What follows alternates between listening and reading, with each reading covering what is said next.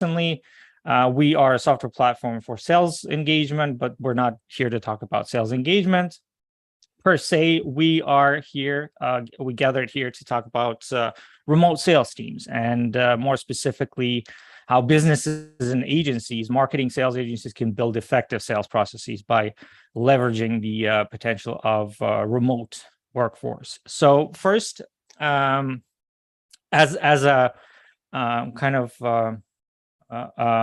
why we think this is a relevant topic, why we decided to spend this time discussing this is, well, number one, it's the obvious situation, the turbulence in the economy, COVID, inflation. We all know that, a number of geopolitical events around the world, the Great Resignation.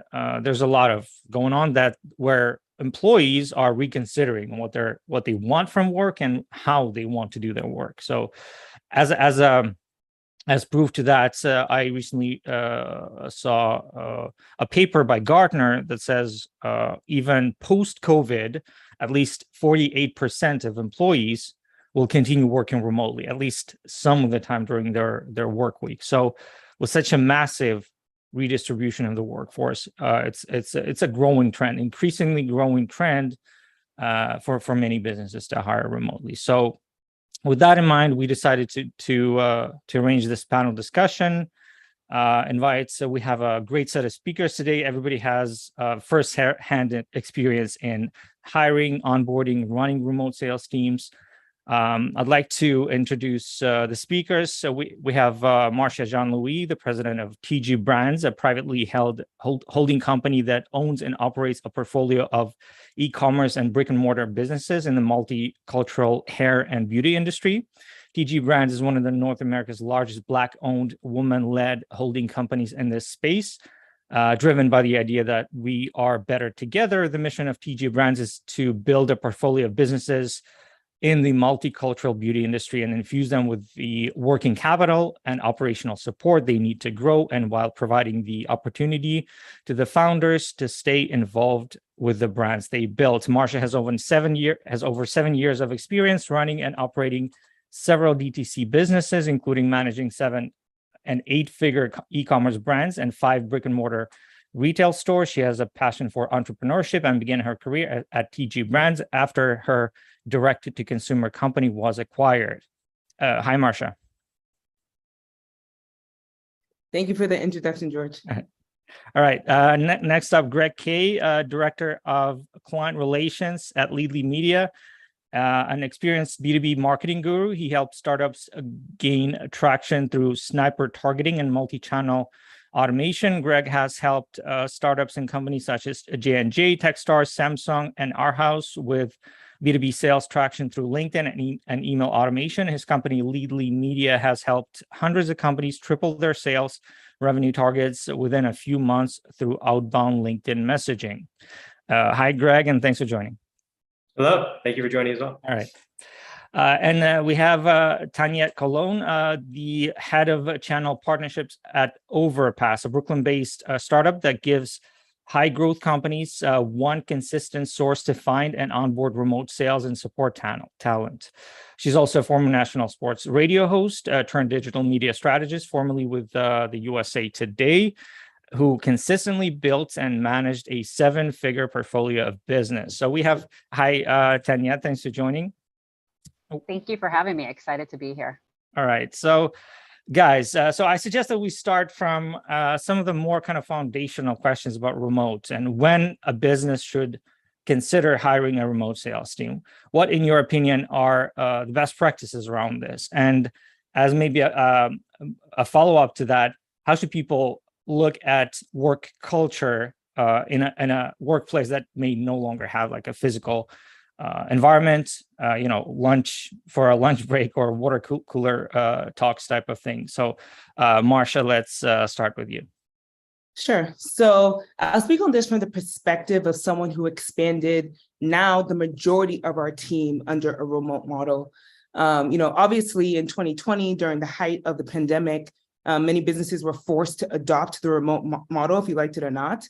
And since then, there has been a lot of debate about what the future of work looks like. And I'm sure all of us, we've seen like seemingly pretty heated debates around this, back in office versus adopting a hybrid model versus going completely remote. And I think there's valid arguments on all sides. However, ultimately, I think the right decision lies in understanding what works best for your particular business, your business model, and the culture of your business. So just to take it back, for us, we made a decision pretty early on that we wanted to remain mostly remote. And as we continue to expand our team, this would be under, a fully remote model. One of the most important things we considered in making this decision to build out a remote team was our business cost structure. And I think that's incredibly important, understanding that, we're not a startup, but we're also not a Fortune 500 business. So, we spent the last few years, particularly this year, with all like the economic volatility and everything, focusing on creating what we call operational flexibility in order to better position ourselves and position our business to respond to fluctuations of demand. You mentioned like volatility, things like that. So for many D2C brands, so direct to consumer brands, businesses, I think making your business more agile is critical. Like we've seen some businesses go away because they lack the agility, especially in this economic environment. And what that meant for us is that we needed to significantly reduce high fixed cost structures, which meant to scale down, unfortunately, our FTEs, our full-time employees. And creating this operational flexibility, that didn't just mean reducing headcount to lower costs, because there's still a lot of work to be done. Yet, in fact, like as we continue to grow our portfolio of brands, we just finished an acquisition of another e-commerce brand. We needed to continue to hire. We decided that we will build what we call flex teams. It's not the most creative name, but these flex teams, which are a group of remote contractors and freelancers we built around each of our brands, because our business structure, we're a holding company. So I'm not just talking about one brand, I'm talking about us managing five plus as we continue to hire. And so we found that hiring remote contractors and freelancers, some of these small flex teams for each brand was the best way for us to approach this without having to significantly increase our fixed costs. Another important point here is that I think and as we create this agility, and we're thinking about remote team, we're now able to now tap into a very strong pool of candidates that is not limited by geographic constraints, right? So we're based out in Atlanta, but over 90% of our team is in other states or internationally. And so what we're seeing is that we're able to now tap into incredibly smart people. And it's not only making our business more agile, it's making our business more competitive. And so for us, I think those are some of the things that we're thinking about when deciding to go remote. Just to touch upon that, for everyone watching, Marsha and I met a few weeks ago. And when we had a conversation surrounding this topic, we both came to the realization that, hey, we did the same exact thing in two different areas and came out with a similar solution and positive outcome. She's focused on the B2C space. My expertise is more B2B. And another positive of gaining access to remote international talent for us was we started to onboard more international clients in different markets. And by having someone on the ground in Europe, as an example, or EMEA, we're able to get access to that culture that they were able to understand that we weren't ourselves. So that was another benefit of acquiring more clients and continuing to grow without having that overhead cost, understanding the cultural norms associated with that business and having access to better talent. So it was a whole slew of positives that came out of kind of going more remote as opposed to having everyone in the office and making sure they need to come into the office every day. In addition to what we found, our employers were happier, overall employee satisfaction from working remote and having that flexibility and freedom. It was just wonderful for our business to grow. Yeah, I definitely would love to piggyback on a lot of what Marsha and Greg are talking about. And I think there has to be a fundamental shift on the way that people look at the future of work. I feel like there's this rigid box where it has to be either or. And I think what Marsha and Greg are expressing is that the possibilities are actually quite endless. And you can become a strategist by leveraging the global marketplace where it is today. But it requires for people to stop looking at remote contractors or remote workers as less than. I can't tell you how many founders I hear that say, unless it's an FTE or a W-2, the value of bringing a remote contractor into my space is less than. And we know when you go in with that mindset, you're going to bring transactional energy into your business, right? It's going to become a revolving door. I mean, studies show across the board that whenever you can have a global team, you're going to be able to foster a whole heck of a lot of innovation into a company. They're bringing in, to Greg's point, they're bringing in a global perspective. They've seen different processes, right? So you're able to fast track motions into market much faster. You can fail fast, right? Iterate, learn, and grow, which we love. So I really believe that first and foremost, you have to look at it as an expansive place to grow, not one in a box. And we also, you know, we talk about diversity, but we never really dig deep into layering in the conversation of the generational archetypes, right? Because each generation brings in a superpower into a business and they rotate. There's 4 groups that rotate throughout history. So bringing in that, also that additional layer of balance into a team, right? Millennials versus Gen X versus Gen Z into a room also supercharges your go-to-market strategy. So I think when we can look at it from the perspective of, hey, we're entering uncharted territory, let's let go of control, because we know a lot of this conversation tends to be, we need to control outcomes versus how do we become expansive? How do we look at the market differently? How do we create companies that will sustain into the future? And I know we're going to talk about you know, company culture in a little bit. And that's something that I'm huge on, because I feel like that is a foundation of every single company. We toss that word around a lot. I don't think it's something you can fake. And even if you can, your company will not sustain. And we know the companies who do it well, which aren't a lot of them, are the billion-dollar companies we see today, like HubSpot. So I'm curious to hear from others, like their thoughts on how important, you know, company culture is. Oh, George, I think we lost your. There you go. I do have a separate button that I constantly forget to click. A mute button, physical one, not in Zoom. Can you guys hear me now? Yes. Okay. So thank you guys.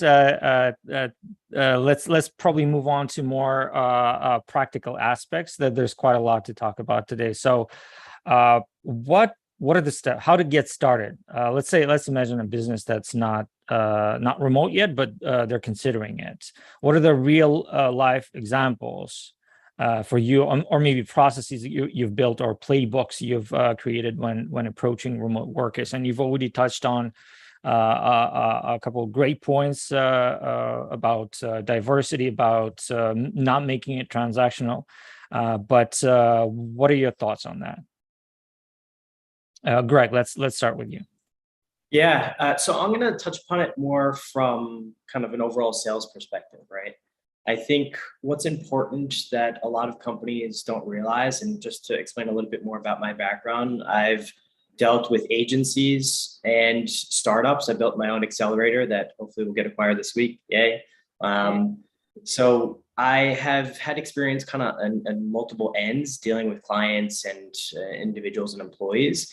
And what was most important for all businesses to understand is your end goal. What are you looking to achieve, right? Both from a sales perspective and from a growth perspective. And what we did in the past to see that success, and what we would always reiterate back to all the startups that came through our accelerator, was work backwards. What are you trying to achieve? If you're a startup and you're a pre-seed or seed stage startup and you're looking to go for that next round of funding, as an example, how much are you looking to raise? What are your end goals associated with that in terms of client, in terms of traction, in terms of employee size, revenue? And then once you have those numbers, it could be OKRs or KPIs, objectives and key results, or key performance indicators for a specific quarter, then you can start to say, okay, for me to do outreach and for me to get X amount of clients, if you're an agency or a startup, how much outreach do I need to do? What platforms, tools do I need to incorporate? How many employees do I need for each of those outreaches? How many people do I need to be able to cover each of those specific employees? And when we started to work backwards, it made a lot more sense from a numbers perspective to indicate okay, now we know we need to hire 3 SDR, sales development reps, in different markets to associate with these specific types of clients. And I know I need to have 1 account manager for each of those different SDRs to support X amount of clients. And it became a lot easier for us to lay that groundwork and associate costs with each of these SDRs, knowing we would achieve this specific type of outcome, to then look back and say, all right, here's the game plan now moving forward within each of these markets. So that's really kind of the approach that we took that was super helpful for us to be able to grow to the right stages. Yeah, I definitely like your points, Gregory, and we thought about the same thing. But I, just to add, some additional comments to what you said, I think for us, in order to get started, going back to George, what you first asked, we had to do some internal searching to truly understand, and going back to what Tanya mentioned, company culture actually was the first place we went to. As I mentioned when we first started was, we know that we are not, we're not necessarily a startup. We're not also a Fortune 500 company. And that meant our company culture evolves a lot around entrepreneurship. That's who works really well in our company. And even though we were hiring remotely, we know we needed to maintain that continuity, and that our remote teams have to match the culture that we built, domestically. And so once you're able to understand your company's DNA, it makes it much easier to identify the, candidate persona that you are hiring for. Because obviously this comes down to hiring the right people. So just to kind of walk you through what that looks like. So for us, once we identified, we need people who are entrepreneurial, we need people with grit. That meant we were looking for people who what we call Swiss Army knives. That is, they're willing to do anything and everything based on what the business needs for this time, during this time, no matter, if it's up periods or low periods. They were not only able to do multiple things outside of the job description, but they thrived in these positions. And that means that, they were comfortable being uncomfortable. They were comfortable, not having positions that were too strictly defined, and that they were okay that every single day looks different. And so that's kind of the persona that we were hiring for our remote teams. Our entire sales team is remote. We have graphic designers, we have social media, like all areas of our business is remote. And it all started from that, is identifying, hey, we need people who are entrepreneurial. We need people who are willing to kind of do anything and everything to get to the right outcomes. And so vice versa, you can actually look at this and say, okay, for us, we know a candidate who wants a 9 to 5, and they want a pretty predictable day that is like well-defined. Even though that's perfectly fine to approach your job and your career that way, that's okay. But we know for us, that's not the right fit. And so that allowed us to ask the right questions, when we were hiring our remote team, to kind of pick up on signals to see if we can find if someone is entrepreneurial, for example. So like one of the questions you would ask is like, hey, like, what do you like to do outside of work? And so for the candidates who would answer like, hey, I actually own, my own Etsy shop and I sell, handmade bracelets, or, I've raised money in the past and, I started a business, it didn't work out, but, whatever. These are all signals to us that are like, hey, this may be a good candidate. Now, this isn't a science, like this is more of an art, and you might not always get it right.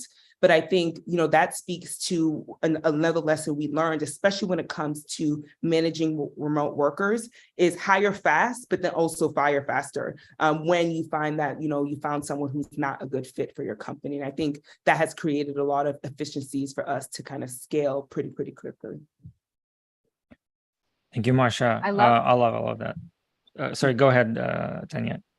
No, I know. I love Marsha, because a lot of what a lot of people don't get right is that hiring persona. But I'm going to go back to your initial question with like, what's the playbook for it?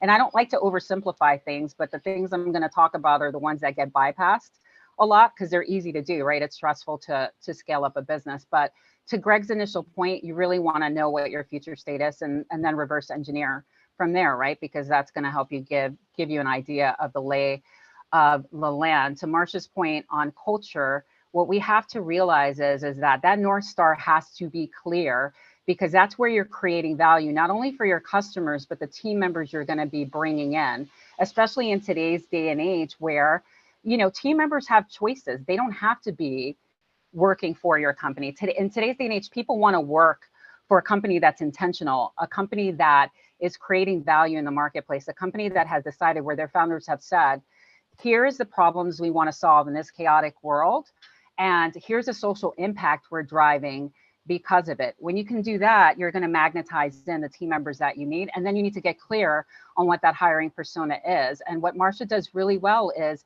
on the qualities, the entrepreneurial spirit, the adversity equation that we don't talk a lot about, right? What is their adversity threshold? These are all things to consider. But when you can combine this with good process over time, these are the companies that can scale into the future because the foundation is strong. And again, we talk about company culture like it's a dime a dozen, but very few companies get it right because you have to be unwavering. Like that has to be embedded in the foundation of your company. And when you can do that well, you can scale into the future. You can ride out the storms we're seeing today. Thank you, Tanya. I love that. Let's probably move on to the next one. We have another more kind of practical question. Maybe my favorite one because I'm a tech nerd, which is the tech stack. We all love to talk about software solutions that we use. So in the context of building a remote team, what are the must-have technology tools you guys think that should be on everybody's mind? Because there are hundreds, there are probably thousands of SaaS solutions today. And so I guess the question is, how should people approach technology and how to prioritize what to use, again, in the context of building a remote team? And the way I suggest we structure this is I put together a list of kind of common categories of what people typically would consider, and then we can go through maybe your favorites in those categories and why exactly you think this works well for remote teams. So and going from the kind of the workflow perspective, typically it starts with acquiring talent. So number one, I put talent acquisition solutions. And I think Tanya is probably the best person to probably address this, being a representative of Overpass. Yeah, where you're going to source talent obviously is extremely important. And another misnomer that happens in the marketplace is that people think that it's just, that talent marketplaces are solely just kind of gig workers, and there are certainly platforms for that. In the case of Overpass, it was specifically built by founders who felt the pain point. They built other successful companies on what it's like to find great sales talent, right? Because when you're scaling up a company, there's two areas that you have to be mindful of. You have to be mindful of bringing in good sales talent, and then you have to have a retention plan if you want to grow into the future, right? They should be equal. One shouldn't be more than the other because you want to have that balanced out. And that was really the pain point that our founder went in to solve, was how can we create a triple vetted marketplace where companies that are scaling up can find really good sales talent and customer success talent, right? That can take them into the future, do it in a way that is painless and frictionless over time, and help companies and assist them in growing into the future. And we're doing more things outside of that. But yes, sourcing is an important part, and you want to find, potential partners that have had to walk your shoes, have felt the pain, and from a quality perspective are doing everything on their part to make sure that they're bringing the best of global talent to the table to help companies grow. Thank you, Tanya. I think I'll do a quick plug for Overpass as well, where it's also a tool where you're not only finding talent, but also you can manage kind of day-to-day things like payroll. So anyways, something that I really think would be like a whole package from the HR perspective for remote sales teams.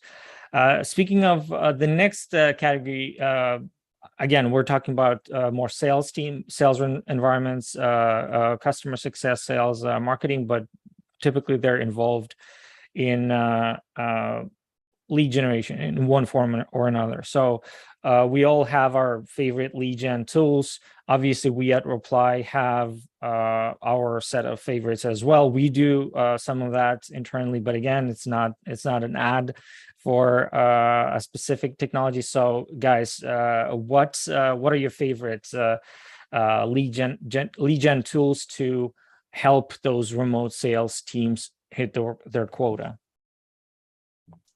Yeah, I could probably jump in. So before even looking at sales tools, again, my mind goes operational at the start. I've been there, done that so many times.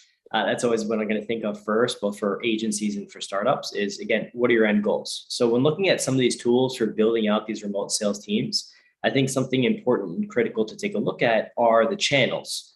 Are you looking to do outbound? If you are outbound, again, B2B, you have to look at cold call, cold email, SMS, LinkedIn, all these different strategies, and then determine, okay, how many folks and SDRs am I using for this specific channel? How am I getting them set up with being able to, with these different channels, these different tech stacks, to be able to actually do that outreach within each of these channels to see that success and hit the quotas that are provided to them.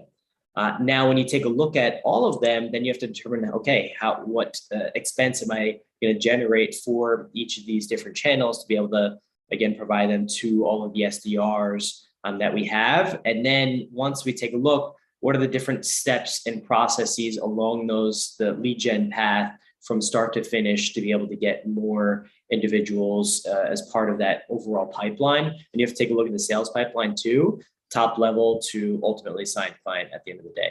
So if you're looking at data providers, top level, top of funnel, you have to look at ZoomInfo, you have to look at Apollo, Hunter.io, Clearbit Connect to be able to find the right email addresses, phone numbers, contact information, and then provide that to each of the SDRs, and then incorporate that into some sales engagement. And George, you could probably talk about that a little bit further with Reply.io and different tools for sales engagement, and then incorporate that into a CRM like a HubSpot, which is my personal favorite because they have all of the right automations that you need to incorporate along the way. And even do some retargeting automation, which is, again, what we do with Leadly for B2B to help our clients achieve that success and growing bottom line revenue. And then everyone can touch upon probably some more tools from there. But again, you want to take a look at the process because that's the most important to determine your end goals. Yeah.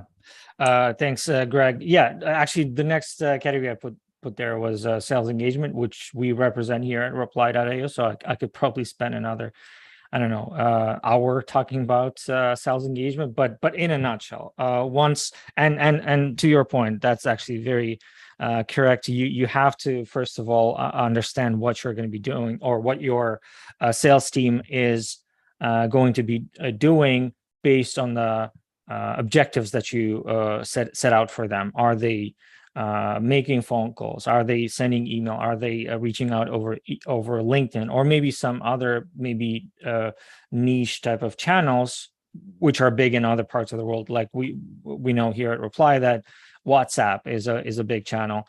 So how do we acquire? So we approach the acquisition of the lead list from the perspective of where do we find them? So and what information do we need? Do we need phone numbers or do we need emails? Or everything else in order to make our outreach more personal. So Reply.io, for those of you who don't know, we're a sales engagement system that actually is kind of that engine that runs everything for sales teams, for remote sales teams specifically. And we just happen to be here at Reply. We just happen to be a remote team that also uses Reply for our own purposes. So we definitely know what we're talking about. What we do here is we take everything that you've got from your lead gen tools, and we allow you to put it on autopilot without having to worry about any of the day-to-day repetitive kind of tedious tasks. So Reply does that for you. And the way it applies to remote sales teams is a manager who's running the show is able to see what everyone is doing, who's performing, who's not performing, what to do, what are the internal best practices that you have seen based on what's working for you. For some of the salespeople, can be extrapolated and used by other salespeople on the same team, because based on facts, based on numbers and stats, which again our system provides, that this approach works, this type of a sequence works, this variant in your A/B testing works better than this one, and then move on from there. And then again, extrapolate and reuse what's working and double down on what the sequences, the approaches, the tasks that's working for your salespeople. And again, then measure the speakers have already mentioned, you want to move fast, you want to hire fast but fire faster. You can then decide who's really lagging behind, and make certain decisions. So all of that is a single platform for lead gen, outreach automation, personalized outreach automation, and more importantly, analytics on top of that. Moving on to the next category, because these types of categories, they always go together. Sales engagement always lives in the context, most of the time, in the context of a CRM where salespeople manage their deals. So what's the question to the speakers? What are your top picks for a CRM, and why? Why would people choose a certain CRM over another in the context of a remote sales team? Yeah, I could probably touch upon that again. So my favorite is HubSpot, and I think it's probably the most startup friendly for agencies and startups alike because of the pricing that they offer. And what's cool about that is they're really a tech first company. So they built out a lot through open APIs and have integrations with other tech stacks. So it's a lot easier. And George, you probably mentioned this if you have that integration with HubSpot, but it becomes a lot easier to house all of your contacts and all of your potential clients and customers and candidates all in one system, and then create automations with different platforms to actually do outreach, to get the data and analytics back into HubSpot, create a whole dashboard for reporting for each of your SDRs within different markets. And that's probably my pick for top CRM, just to name a few other ones off the top of my head. Salesforce, usually for larger enterprises. They also, over the past decade or so, have built out some good tech stacks to be able to incorporate with the open APIs. Zoho, Go High Level. I'm sure there's a few others that I'm missing off the top of my head, but there are quite a few out there. My pick is HubSpot. Thanks, Greg. Tanya, Marsha, do you have any picks for a CRM? What do you guys use internally? Internally, we use HubSpot. In my former life, which was a bigger company, a company that was acquired, they were Salesforce. Salesforce is obviously, it has a lot of moving parts. To Greg's point, HubSpot is very startup friendly. I would say Pipedrive is another one that's common for SMBs and for startups as well. It really depends on where you are in the journey and whether or not these companies can take you into your future state, which obviously HubSpot, Salesforce, Pipedrive, they all can do.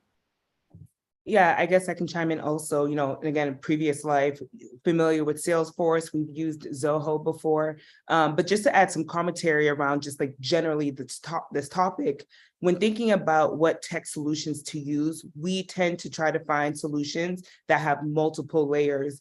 So we're not having to use like 20 different, tech solutions to solve a problem. So, shameless plug, at this point, Tanya, I'm sending you an invoice, but I am, we are obviously a huge customer of Overpass. And one of the reasons why, Overpass has worked so great for us is because they do all the things that, multiple tech or solutions would do. So they're in part a little bit of a CRM. They also do our HR payroll for our sales team and all these other things. And they have obviously our sales reps could use the phone on Overpass and send out emails to the overpass platform. At this point, I actually consider myself a part of the team because I would reach out. I know people who work there, I'll reach out. I'm like, I think you guys need to build up the SMF feature and just, put the onus on their team to kind of continue to build out our tech stack as opposed to finding solutions. So we kind of took the lazy approach. But I think that's kind of how we approach things, is finding solutions where you don't have to, for our business, don't have to manage a bunch of, technological solutions. Just find a couple that can do a bunch of different things. Last thing I did want to mention was incentives. So, working with remote teams, one thing you have to keep in mind is how do you keep your sales remote teams incentivized? And for us, that was, obviously paying commission. And we use a platform called Reversion in order to do that. So, we give all of our sales reps discount codes to, share with their leads. And if they use them, Reversion allows you to track them, and then we can pay out the commission. So those are some of the solutions. Then, of course, things like Slack in order to communicate and things like that. But that's usually our approach to tech stacks, which is keep it simple, keep it simple and refine it for sure. Air high five, Marsha. I completely agree. Right. Thank you, guys. I think I would speed things up a little bit on sales stack, because I want to move to the next topic, which I think might be very interesting, which is the learnings, what are the actionable kind of things that you have learned that you did not expect. So before we do that, just quickly, we also typically talk about communication, obviously, as part of the sales process. So all of us probably are using Slack. Is there any niche? So this one I wanted to talk about. Is there any niche type of software that is not on everybody's mind, but you feel like people definitely should consider it in the context of a remote team? Because Marsha, you just brought up a good point, and I have one of my tools that I wanted to mention, give a shout out to, which is incentivizing sales teams. There's a company that we're looking at partnering with called Gamify. So what they do is they gamify the sales experience. They introduce all sorts of gaming like incentives, like earning certain things. Obviously, that then they translate into monetary compensation for people, but make it more like winning a game and being a winner in a game, which I think is a very cool concept, especially for a sales team that do not see others winning deals every day in the joint physical space. Any not so obvious tools that you would probably pick as something worth considering for a remote team? We've used loom.com. Basically, you could record your screen. I'm sure there's other platforms that do the same. That has been incredibly helpful for us because, I think at our peak, we scaled our remote sales team to 20 people. And, in order to cut down on the time we spent on training, we found that recording a couple of really good training videos and then sharing those as we hired actually made the process more seamless. So Loom was a technological solution that I think is helpful.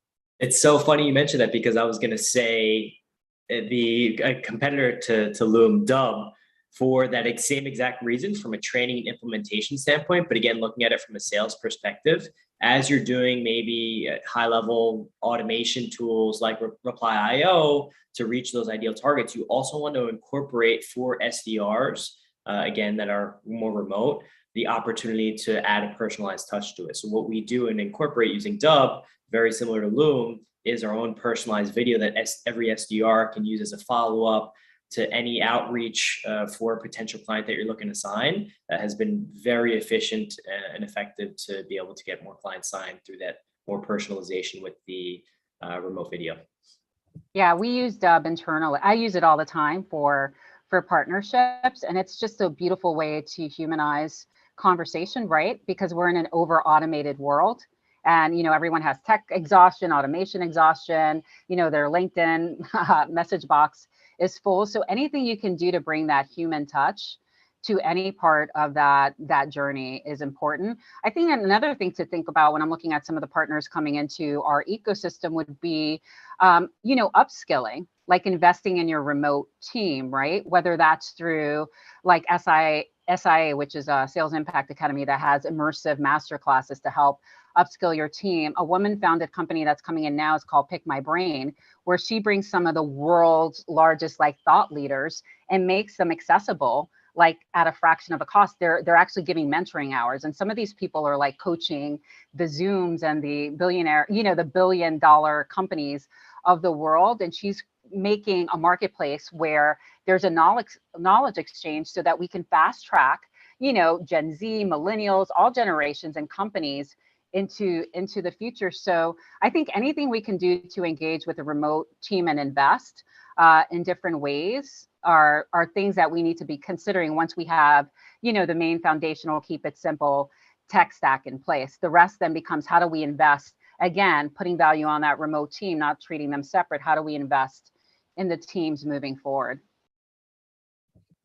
Absolutely. And speaking of maybe tools that are not so niche by today's standards in sales, but something that might be more relevant at certain stages. So again, we're talking about remote in general, but at certain size of a company, a certain let's say funding round, definitely salespeople would consider things like analytics, call analytics, things like Gong, things like call recording software that uses AI to analyze people's performance. So that should also be mentioned, as well as I also wanted to talk about video, because we're very big on video personalization, humanization, as Tenyet put it, because that really does work. Again, we've worked with thousands of clients by now, and we do know for a fact that if you're including a personalized video in your sales outreach, it's just statistically going to be at least 30% higher, and sometimes much more, like up to 70% higher engagement. So definitely consider video. When it comes to tools, we are big fans of Vidyard. We have a partnership and integration with them, but also there's a bunch of other tools. SenseSpark we recently integrated with, so quite a few options there to choose from. And I think we also skipped the video conferencing part. Again, we're using Zoom today, so that's what we use for sales calls, but the usual suspects also are well-known: Google Meets, Teams. I think those are probably like taking, 95% of the market. I wanted to move on to the next one. I think this is probably some of the most interesting findings we can surface here. What are the not so obvious surprises, maybe aha moments, that you have seen in your journey building out these remote teams? Something that you would not know when just starting out. So Greg, let's probably start with you. Yeah, mine is probably short, sweet, and simple. So when we were hiring remote SDRs and VAs and heads of operation and just a variety of different folks, we didn't realize the time differences in communication. I know it's something that should be pretty easy to understand and is pretty simple, but we overlooked it. And what I found is members of our team, including myself, were waking up earlier than expected, going to bed later than expected, just to be able to communicate with the rest of our team. And there was definitely some burnout that I experienced personally. So make sure that you are able to overcome the time zone issue when hiring remote teams, for sure. I would say one thing that a lesson that we learned when we started to hire remote was to not solely look at this as a cost-saving measure. I talked about earlier around creating this operational flexibility, but what we found was, instead of hiring one FTE, for 40 hours to post on like social media or something, or whatever the case is, we're now able to hire 5, 6, 7 different people for the different brands, and they're able to cover more ground and do it better. So even though this costs a bit more, we're getting a much better ROI for our team. So I think that's a lesson that we took from this. Thank you, Marsha. Go ahead, Tanya. I keep interrupting you. I'm just excited by the conversation.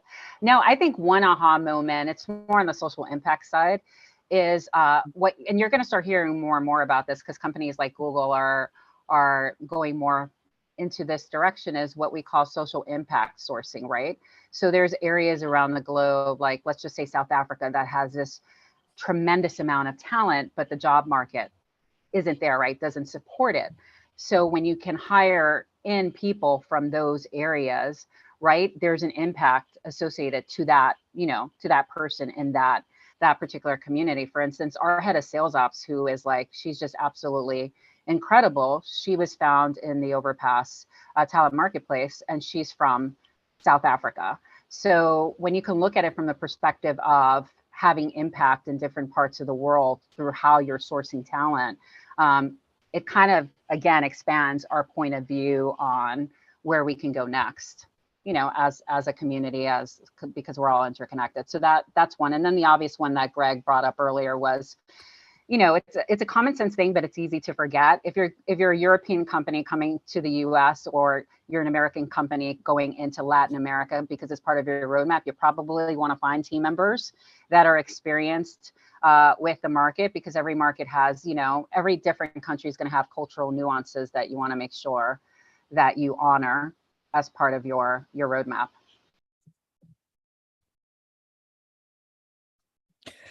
Thank you, Tanya. Greg, do you have anything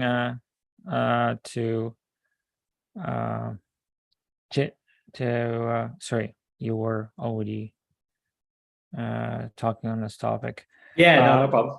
Yeah, sorry. I'm just going through my kind of framework for this conversation. Yeah, on my part, I can also talk about some of the findings, or some of the real life situations we've come across when building out these remote teams. So I personally joined a Reply, which was remote right from the beginning. We've always been remote. I've joined at about 20 to 40 employees. I don't exactly remember, but back then it was more like a very, very tight, very kind of very close team of friends that could meet sometimes physically in different parts of the world, and that was easy. But then as we started growing, and we have now grown to more than 100 employees, it becomes more and more difficult to keep track of who does what, who that person is. You know their title, but you don't connect with them emotionally a lot of the time. So what we have found is these informal conversations, and actually putting these informal conversations on autopilot in a certain way by utilizing certain technologies. Also, we used an add-on in Slack called Donut, and there's others. I'm sure we use Donut that simply initiated these informal conversations, but it made it kind of mandatory.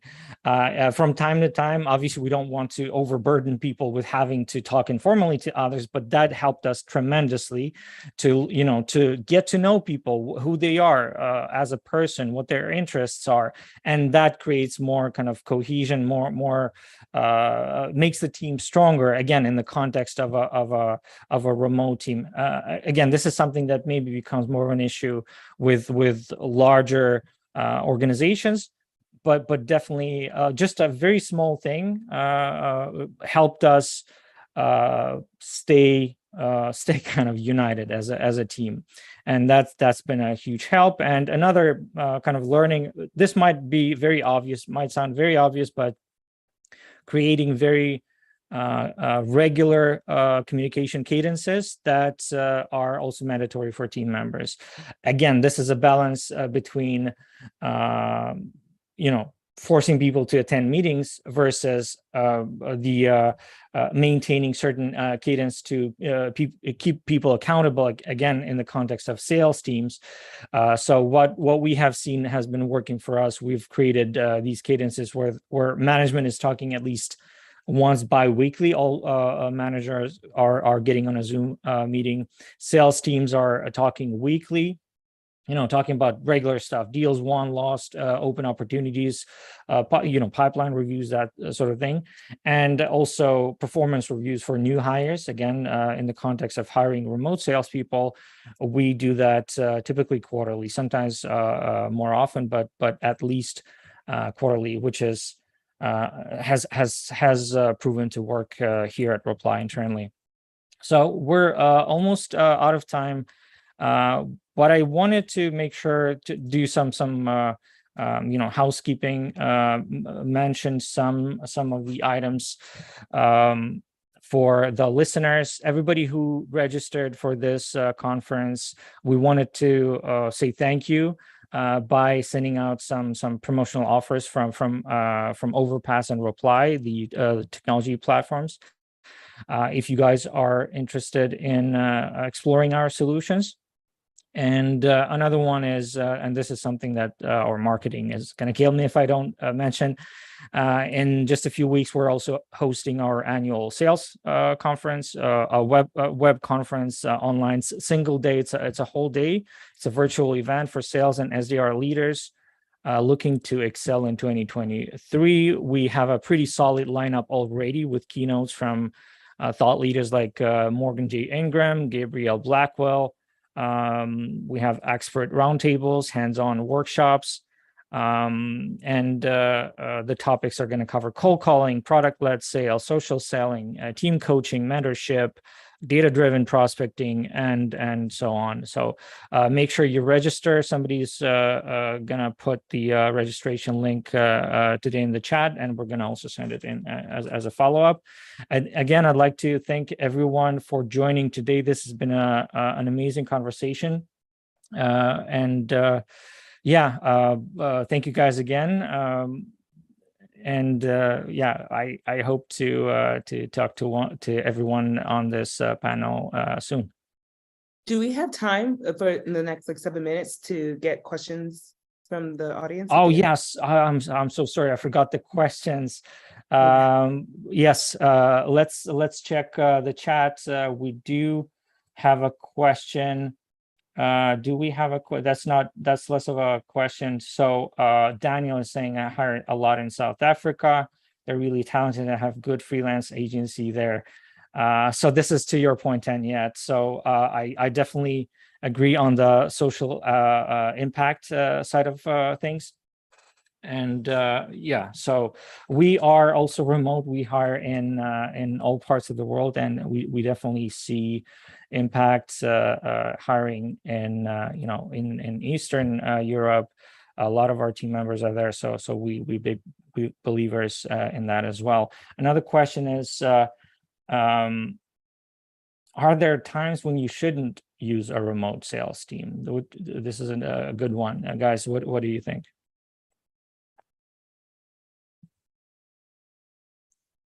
Marsha, you're mute. Yeah, I was gonna say, yeah, absolutely. I think, even though we're moving toward, being mostly remote, but then there are some real constraints. So like one of our brands has 5 retail stores. And in that case, it does not make sense to hire remotely. So I think it's all about, common sense of like what makes sense or not. But we found that for majority of roles that we've historically hired, in-person work for, that we can actually outsource it for, remote work.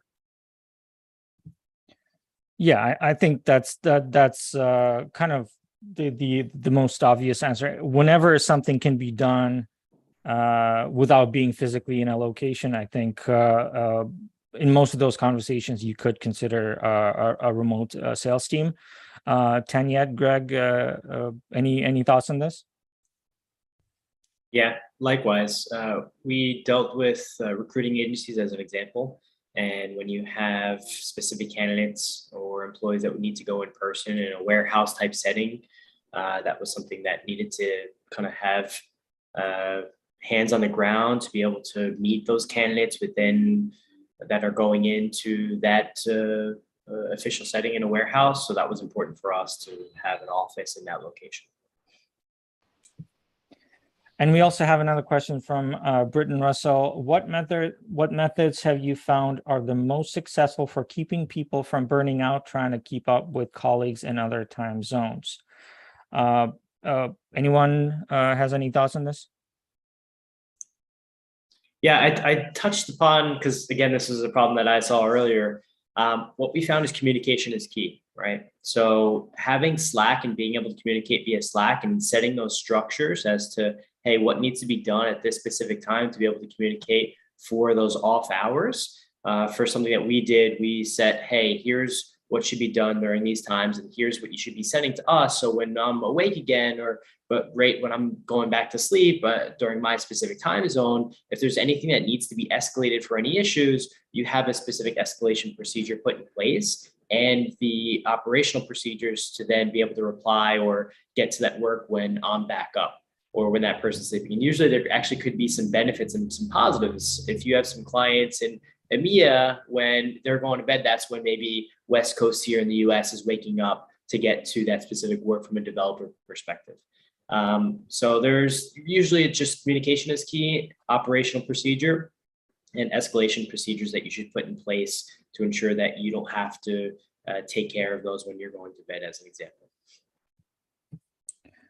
Yeah, and from our experience here at Reply, can also speak to that. Just structuring. It's not so much about people burning out because somebody else is in a different time zone, but they might be burning out because they're behind on certain metrics, which it helps to structure the sales team accordingly. So if you do have people in EMEA, then make sure you set a different set of KPIs and OKRs for those people, considering the difference in the market. If you're new to, let's say, European markets and you're just starting out, obviously you should not be expecting equal quotas for those types of teams. So it really goes into more strategic planning and setting the right expectations. But again, it's never about burning, at least in our case, it's never about people burning out. We're obviously trying to avoid those situations at all costs. So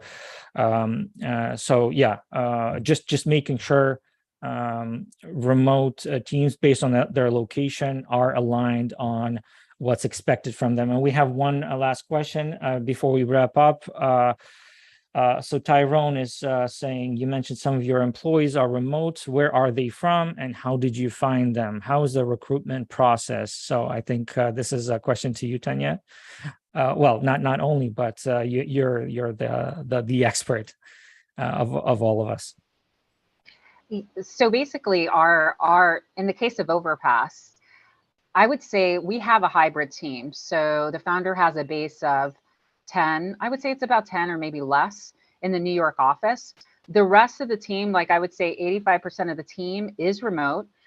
He actually hired in from his own marketplace. So a lot of my Overpass team members are from all over the world. They could be expats, right? Our head of growth is American living in Mexico. We have a few members that are expats there. We have people that are nomadic, that are traveling in different parts of the world, South Africa. It really is the United Nations, so to speak. It's people set from all different walks of life. As far as like the recruitment process and what we do internally, we make it easy. So it is a SaaS platform, right? And our clients have access to this incredible talent marketplace. But what we do is, because going back to basics, a lot of founders and CEOs are overwhelmed or they're head of ops, right? So we layer in the human element to the process. So we have growth consultants that will assign to anyone who puts a job post in our platform to help them through, that discovery call, go through the pillars, future state, reverse engineer to make sure those people are in alignment with where they want to go next. They'll set up the interview blocks for them. Again, they could all do this themselves, but we find that when we can layer in this human process and get them dialed in on where they want to go, it just makes them more at ease and it expedites the process to getting them, to find the people that they are looking for. And they're not overwhelmed with having 100 people applying for a position. So I hope that answers Tyrone's question. All right. Thank you, guys. Unfortunately, we're out of time. We do have a couple more questions, but we're going to make sure we answer those in a follow up. I just want to be respectful of everyone's time. Again, thank you, guys. Thank you to the speakers. This has been an amazing panel, in my view, at least. So thanks again, and